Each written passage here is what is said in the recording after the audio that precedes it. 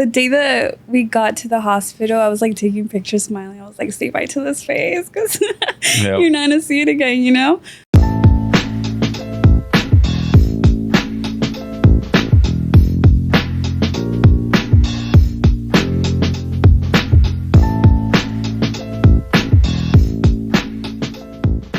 All right, welcome to the Alfie podcast with our special guest today, Valyria. Some of our patients that are here in the office or have been to the office might have met you already. But for those who haven't, Valyria is our surgical assistant. But before she was a surgical assistant, she was a patient of ours and underwent double jaw surgery and genioplasty. Mm-hmm. So she's going to bring her very unique perspective as a patient who's gone through surgery and then somebody that's helped other patients go through surgery on the other side of it. So we're going to get the before, the after, and the liaison hats from you. So stay tuned. We're going to hear about what does jaw surgery look like. We're going to speak candidly about your symptoms, about your journey, and then how you see things now on the other side of it, seeing patients come in positions that you were at. So thank you for coming. Thank you for having me. So let's start with Valyria, the patient. Yes.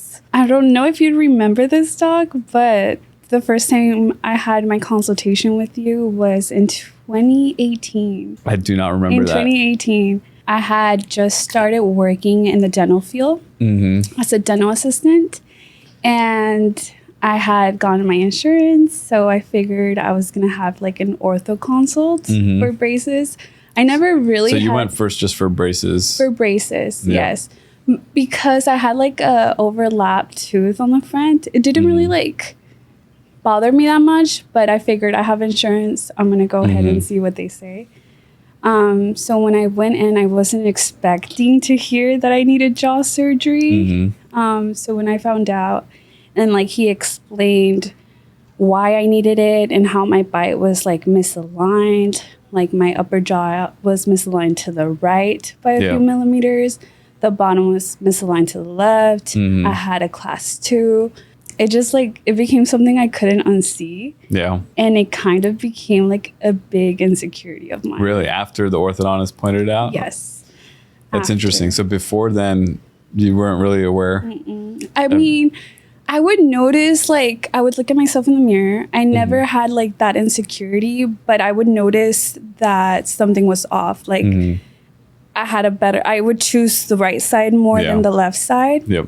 And for pictures, I would always take pictures at an angle. And when I would smile, I would make sure that it was taken at an angle because you could see like all my teeth better. Yeah. Because if I were to take pictures straight on, you could just see that like my teeth were shifted.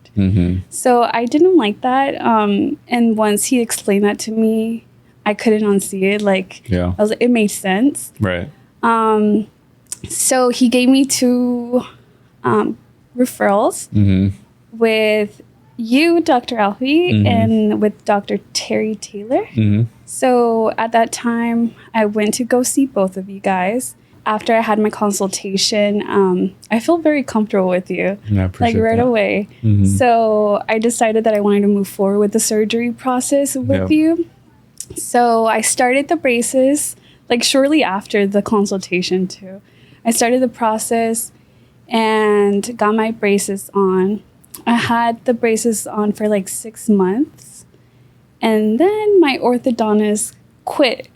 He left the practice. So I don't remember this. It was a long time. Yeah. At the time it was Dr. Sabo. Okay. It was like in the spring area. This was 2018. 2018. Wow. Okay. Yes. So the orthodontist that took over, she told me that she didn't really feel comfortable taking over a surgical case. She had never done one before. And she wanted to take out premolars. I was not okay with that idea. I didn't want to take any teeth out. So I decided to not continue care with her. So I got the braces taken off. I think it was like 6 months in, I took them off. And then I was like, okay, let me give it some time. Maybe it's not the right time right now. I waited a while and life happened. You know, I moved closer to downtown, the Montrose area. I started a new job, and there was another orthodontist there that was coming in every other Friday. So I took another consultation with him, and he told me the same thing. Obviously, I needed, the surgery, and I was like, okay, yeah, I'm on board. This is what I want. So we got the braces, and I came again for another consultation with you. And at that time, you had already opened this practice. And I congratulated you, by the way, because I was really excited. It was a really nice, the office was really nice. So I had my consultation with you. You recommended me getting a sleep study done. And so I did. And the results were crazy. And you didn't expect that? I did not expect that. So I did in lab, and I did it for one night. I think my AHI was like 75. Yeah, it's really severe. 75. And it made sense. Yeah. So what kind of symptoms did that make sense for you? Ooh, like sleeping, I would wake up super fatigued. There was times I would wake up and it was either from anxiety or maybe not good sleep. My chest would feel really tight, and I would have to take a couple minutes before I started my day and take some deep breaths and then start my day after that. This is every morning? Not every morning, but when I was having a hard time falling asleep and then waking up. The worse the sleep was, you were having a hard time with that. Tired during work, tired during the day. All the time. Any pain, headaches? Yes, pain, headaches. My back was always hurting. My neck was always stiff. Even at work, when I would have a really overwhelming day, I would have to step away for a minute and get those deep breaths in, because my chest would start hurting again. It would start feeling tight. So that was one big concern that I had. Also, snoring. That was pretty big for me because it's embarrassing. As a girl, you don't want to be told that you snore. And I had been told quite a few times by my family, friends, boyfriends in the past. So that was another symptom that I had, going blank. Yeah, that's okay. Yeah. You had mentioned something about it was pain walking out of bed. Yes, my joints. My joints would hurt a lot. I would literally it looked like I was crippled because I would literally struggle to get out of bed. Really? Does that tie? Really? Yeah. I mean, do you feel it anymore? No.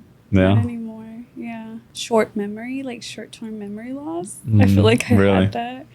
I feel like I couldn't retain information very well. Now it feels completely different. I don't feel that way anymore. Yeah. That's amazing. Yeah. So we got the sleep study. It was severe. You weren't expecting that, but in hindsight, there's all these symptoms that you've been going through. And I remember you were excited to get I was super excited. Surgery. Super excited. So I had gotten the braces and did the whole process for a year. I was ready for surgery. And I was struggling. I was frustrated with insurance because I kept getting denied. I even submitted my own appeal. You guys submitted an appeal.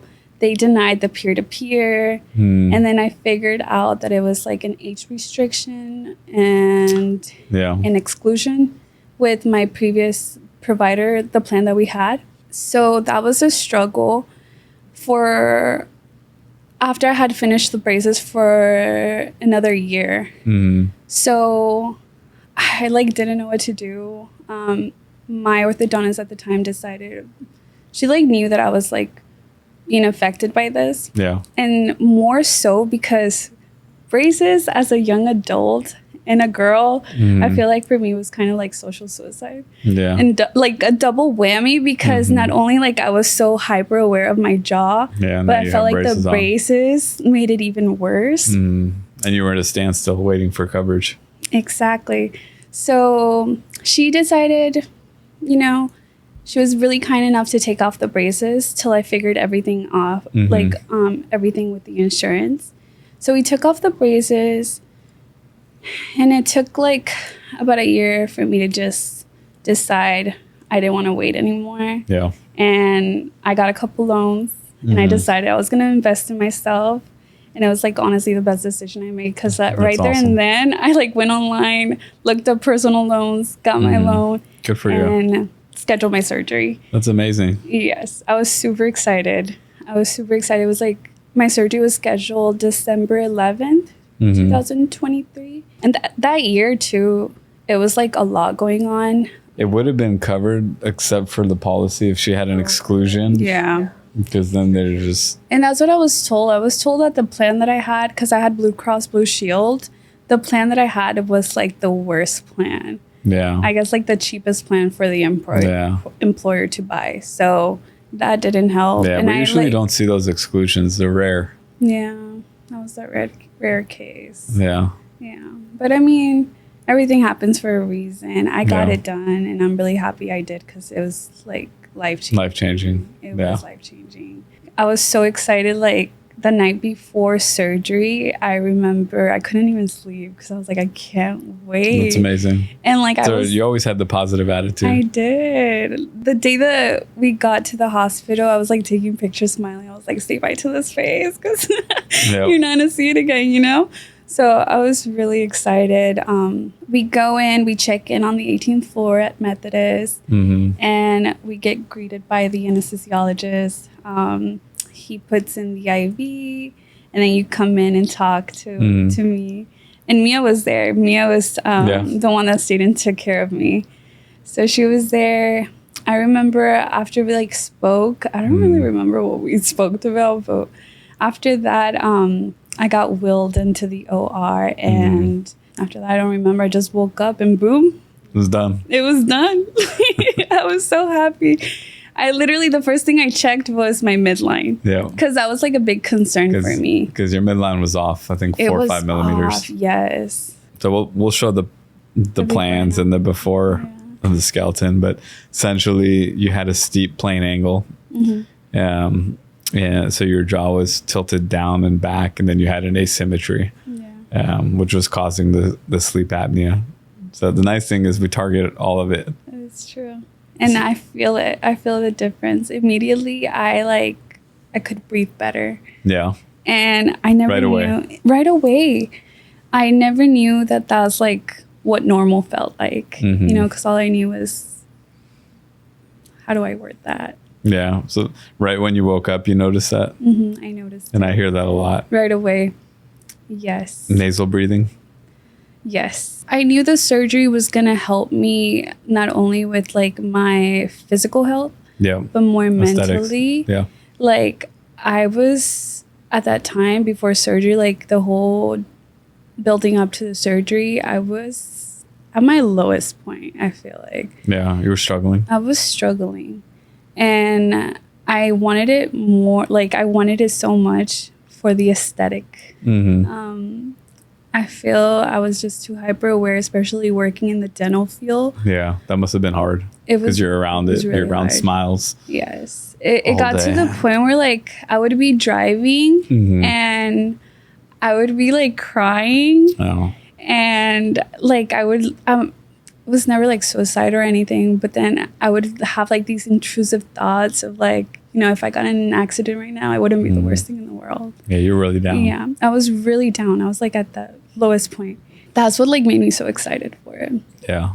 I couldn't see anything else but wanting the surgery. Yeah. And I mean, after I got it done. And knowing you, that's actually very hard to believe. Yes. Because I wouldn't show it. You know, you're always sunshine.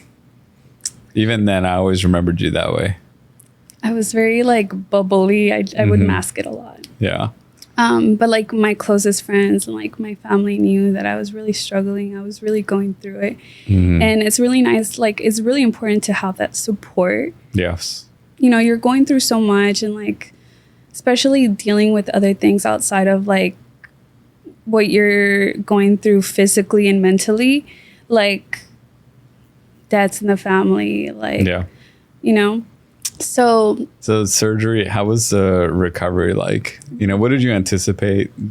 Were you worried that it was going to be a tough recovery? I wasn't worried. I feel like I was very mentally prepared. I would watch a lot of YouTube videos, like people's experience after jaw surgery. So I was aware that I was going to be really swollen. I wasn't going to be able to chew. Most of the videos that I saw, people were wire shut. So I know that wasn't going to be the case for me. So I was excited about that. But for me, the first week was really rough. I went to go stay with my parents because I knew my mom was going to take really good care of me. And she did. So I stayed with my parents. The first week, it's a lot of like soft foods, but that didn't stop me from like eating whatever I wanted. The second day, fresh off the table, I literally was craving a hot and spicy. And so my mom brought it for me and I started pinching away at the hot and spicy and like swallowing that. It like sufficed the craving, but I wasn't like overdoing it. Yeah. But you were compliant. You didn't chew. Didn't chew at all. Okay. So don't chew. After that week, the second week, things started feeling a lot better. Yeah. I think it was more like the uncomfortable. It's not painful at all. It's more uncomfortable because of the swelling, the congestion. Yeah. Just feeling like irritable. I think also like withdrawals from the anesthesia. So what did you do that first week? Just the first stay at home? Stayed at home. Yeah. Did you get out of the house at all? I did walk around my parents' property. I walked around. I would draw a lot. Good. Watch movies.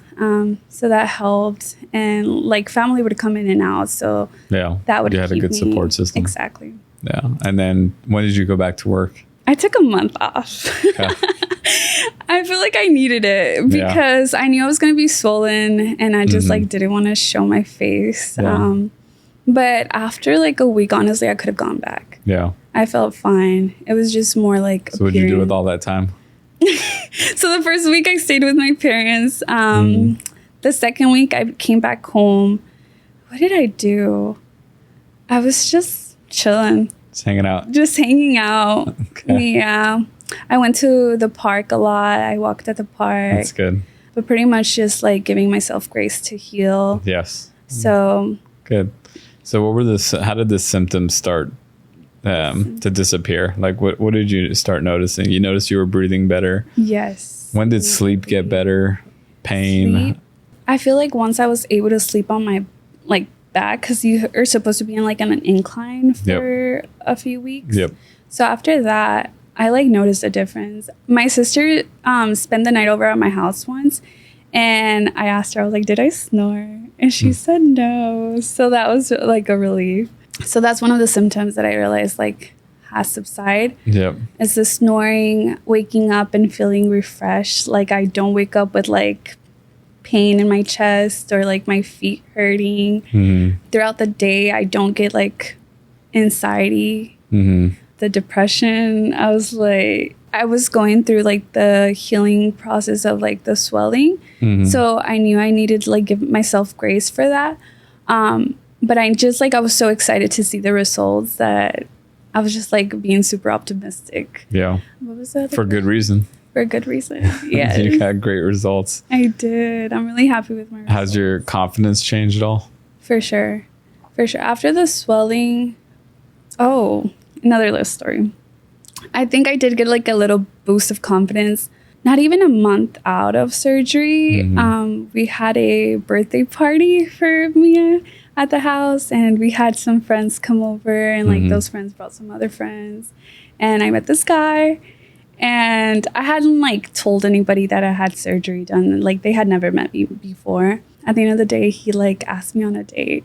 So that kind of gave me like that little boost of confidence. Yes. I was like, okay, like fresh off surgery and I can already pull someone. That's good. Is this a date you were telling me about? I was telling you about this date earlier. Yeah, it didn't work out. It didn't work out. Okay, it served its purpose. It served its purpose. Yeah, thank you for dinner. That's good. Although I couldn't chew. I was swallowing my rice. Yep. I got like a rice bowl with like bagobi, which is like really thin sliced beef. So I was just like swallowing it slowly, pretending like I was being dainty and didn't want to eat too much. That's funny. Yeah. How was it like going back to work? Did you after the surgery? It felt good. I would see a lot of. I worked at a general practice. I didn't work here yet. I was working at a general practice, and I would see patients that needed the surgery. And my doctor at the time, she would advise, going the surgery route. And then I would come in and I would like tell them about my experience, and I would always push. I was like, go to Dr. Alfie. Here's his Instagram. So it was good because there was a lot of patients I was able to like help with that. Yes. They weren't aware that they needed jaw surgery. And I wish like I knew sooner. Yeah. Because of the age restriction too. Like if I were to know when I was younger, I would have done it. But nobody told me. Yeah. So I feel like it was really good going back to work. I was really happy. I didn't have any more like of that anxiety when I would get overwhelmed, because I could breathe better. Yeah. Is that something you were dealing with before, anxiety? The chest pains? Yeah. During the day as well? Yes. Really? Yes. Anytime I would get like overwhelmed or You feel like a panic? anxious, almost like a panic attack. Really? Like and never since surgery? Never since surgery. That's great. Since it's like after, right? Yeah. Never since surgery. Yeah. Yeah. That's awesome. Do you feel like your mood has changed at all? Definitely. Yes. You can tell. Huh? Mia, is her mood different? You can tell. Really? You don't talk to her in the mornings? Ready to start my day. Oh, that's awesome. Yeah. It's been like a 180 completely. Yeah. As far as I know, you're always on time. Always with a smile. Never Right? oversleeping. I never see you yawn. Oh yeah, I don't complain about being tired. Yeah, I don't hear it at all. I would always complain about being tired at work, and I like my coworker, my friend Maria that I used to work with. She would always like be like, "Vale, you're always tired." Yeah. I'm like, try to have sleep apnea. Try not get some like good rest at night. Yeah. Because I mean, it's real. It's real. And a lot of people don't understand it. For sure. Well, a lot of people struggle with that too. They stay in the house. They don't want to go out. Yeah. They're just tired. That was me too. Like, I didn't want to be perceived before surgery. We would have friends come over and like I would just stay in my room. I didn't want people that knew me from high school to even like see me. Really? Yeah. So I would just stay in my room. I didn't want to be perceived. That's how bad it got, to the point where like I wouldn't even want to go out. Like my friends would go out to like a club or a dinner, and I just wanted to stay in. I didn't want to go anywhere. And now? Now I'd be out. Now I'm out. Yeah. Yes. I feel like I do have that confidence. Now I give myself the love that I should have given myself back then. That's great. I'm so happy for you. Thank you. It does make me a little sad because it was like she also deserved that. Yeah. But, I'm really happy where I'm at now. Yeah, that's great. Yes. Remind me, how did you end up working here? Ooh. I can't remember the story. So I had my 1-year follow-up, and you saw me and I asked you. I was like, are you guys hiring? That's right. And you did ask. You were like, you want to work here? And I was like, I really do want to work here. So I think in that moment you went to go grab Michelle, the clinical manager, and she did like a little interview on the spot. And I got a work interview to come back for 2 days, and you guys seem to really like me. Oh, yeah, we did. We did. That's, so I got the job. Yeah. Oh, yes. Did you really? Yes. You manifested it. Yes. So before the surgery, like pre-planning and like the nutritionist, psychiatrist appointments, I would come and I would be like, the team is so lovely. Yeah. And like, you're very lovely, Doc. Thank you. Like immediately I could trust you with like my life, basically. Yeah. So I would tell Mia, I was like, I really want to work there. So I would like literally say one day I want to work with Dr. Alfie. And I feel like I manifested that. You did manifest that. That's amazing. I truly believe in manifestation. I do too. It's real. It's been real in my life. I can tell you, we've had people that want to work here in the past, patients, and it's always like a timing thing. We never had a spot available, or maybe we did and they weren't the right fit. But I do now remember that when you asked, we just had a spot open for an assistant. I do remember now when you asked me, I was like, okay, she's hired. And I told Michelle, we found our assistant. Yay! And I was so happy. Yeah, that's awesome. And it's been such a blessing. Thank you. Because obviously you're wonderful at what you do. You're a wonderful assistant. But I think you've been so much more an advocate for patients. And you've been very generous to talk about your experiences with patients when they come in here. And I definitely appreciate that. I know the patients do too. For sure. It's been an incredible experience. And I feel honored working for you, doctor. Oh, thank you. And having an amazing team as well. Yeah. And we are blessed with good people here. No, for sure. And I feel like the patients are very grateful, especially when I share my experience with them. I had a patient, and this like almost made me cry. She was really nervous about going through with the surgery, or I think she was already like planning to get the surgery. Mm-hmm. And I think it was maybe pre-planning appointment or her pre-op. She told me that she feels like me sharing my experience with her was like her answer from God, because she had prayed and like basically looking for a sign that she was taking the right route. And that was just really sweet to hear. That's really nice. That was really sweet. I think it's easy for us all to take for granted how much we can touch someone without knowing it. Yeah. And I think that happens a lot. That is very true. So what is that experience like now on the other side? You know, seeing patients in your position. It's amazing. And then also having a new set of knowledge, because now you have the inside scoop. And that is true. About how the practice goes and what's involved, what's the behind the scenes.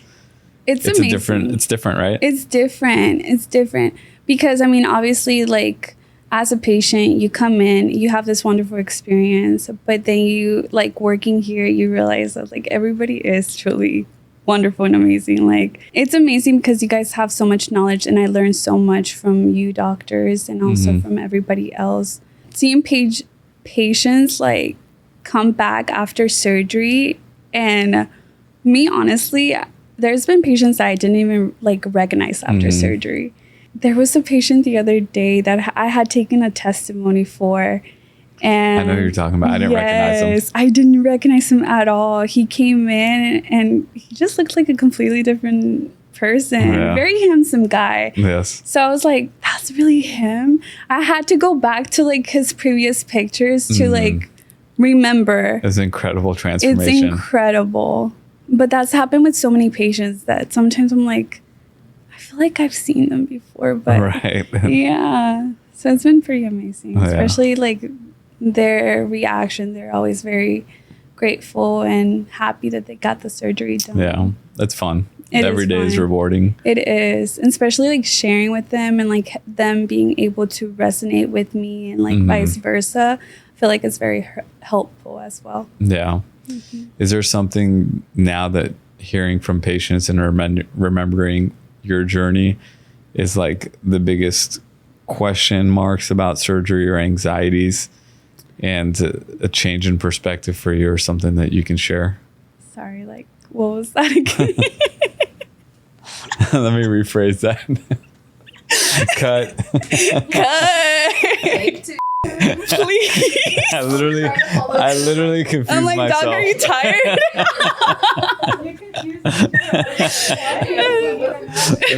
I had a thought. You know, you remembered yourself as a patient, not knowing what to expect, not knowing that much about, you know, jaw surgery and the journey and the questions you have. Now you know so much more, having gone through the surgery and treating patients, right? Helping them and seeing others, experiencing people's journey. Do you see like a lot of questions and uncertainties from the patients that you saw in yourself at the time? And what is the biggest change in perspective in those? Does that make sense? Yes, it did make sense. But I didn't have any questions. I was ready. Yeah. I feel like I did my research. I knew that I wanted to get it done regardless. Also, like I working again, like in the dental field, like I knew a lot already. Yeah. And also you give so much like information when we come in for a consultation that I didn't have any questions. You were ready. Yeah, I was ready. Yeah. Yeah, but I do see patients that are a little hesitant. They probably because they don't have the knowledge or they're not in the dental field, so they don't really understand how far it will affect if it's not affecting them already. Right. So I think it's just like lack of information. Yeah. Any side effects that are still lingering for you? Side effects? No. You feel good? Oh, no, I feel good. It doesn't bother me. That's why I don't really think about it that much. But maybe like a little bit of numbness right here. But it's like I still feel touch. Yeah. And like the graze from my finger. It's just like I won't feel if like I have ketchup. Yeah. Or ranch, because I love ranch. Or ranch on there. Yeah. So it's not something you really think about. I don't think about it. It doesn't bother me at all. Yeah. Something that a lot of people ask, and you can answer or not, is does it change kissing? Is kissing awkward? No. Not at all. Okay. Still enjoyable. Still enjoyable. Yeah. Okay. No problems there. What are the biggest things you like to tell patients when I'm not in the room? The biggest thing, I feel like in terms of advice, people that are seeking you, like, okay. I feel like I like encouraging them, giving them my perspective. I feel like gives them that. It's like real life experience, like somebody they can identify with, like somebody that already went through what they're going to go through. Like the patient that we had earlier today, I was telling her about like me coming on the podcast and like, talking about my experience. And she was saying how like the podcast is very helpful, especially the age range that you have. Yeah. She's in her 50s. So she was like, I want to hear from somebody in their 50s. Yeah. Like, I want to hear that experience. And I think we've had somebody in that age range. So that's really good. It's like everybody's perspective is going to be different. And they can relate to different things. Like even the things you were struggling with, right? Like you had a really dark time. And I think people obviously can relate to that. For sure. And they could probably relate to the panic attacks and waking up with, feeling a tightness and pain when they walk, all these things. Everybody has these unique symptoms, and which is always, amazing to me, seeing thousands of patients per year and hearing the complaints before, the things that disappear afterwards. And they're so wide ranging. There is, yes. Right? Yes, because also before surgery, I was known for always like sleeping. I slept through a hurricane. Like, who sleeps through a hurricane and a tornado? That's literally dangerous. Right. That's insane. So I was always like very sleeping, tired, sleeping over 8 hours and still waking up and feeling like I needed more sleep. Yeah. So that doesn't happen anymore. So I'm really grateful for that. Yeah. So I'm really happy. That's great. I mean, I love your results so much. One of my favorite transformations. We're going to put it so we can see. We'll put the case right now. I really appreciate you coming here, talking about your journey. I really appreciate you being in the AOS family. I'm not just saying that. And I do have like an appreciation little letter for you. So this is what I wrote. Should I read it off the phone? Read it. Yeah? Yeah, read it. I can. Okay. I was going to say, thank you will never be enough. Not only did you help change my life through surgery, but the compassion and care that you showed throughout the entire journey made all the difference in the world. You saw me as a person, not only a patient, and that meant the world. So thank you. Oh, thank you. Thank you for sharing that. I love that. I know, I was getting flustered. Are you open to people asking you questions? For sure. I've actually had patients reach out through DM, after you guys posted my before and after. And I've tried to help a few of them. Yeah. So What is your Instagram handle? my Instagram handle is moonlitval, MOONLIT. Okay, we'll put it on there. Okay. But make sure to follow Val. She's one of us, and she's very unique in that she's been through the surgery, and as a dental assistant in the past, and now a surgical assistant here with us, helping thousands of patients now going through this and spreading awareness. So thank you for that. Thank you for coming to the Alfie podcast. Thank you for having me. Who's the best basketball player of all time? Your Kobe. opinion? Yes. Yes. Yeah. I don't really watch basketball like that, dog. But this is what happens when you work in this office. You have to walk by this mural every day. No, yeah, Kobe for sure. R.I.P. Awesome. Thank you. If you guys have any questions, comment below. Both Valyria and I will be watching the comment section and answering. And don't forget to like, subscribe, hit the bell, share. Is that what it says? Like, comment, subscribe.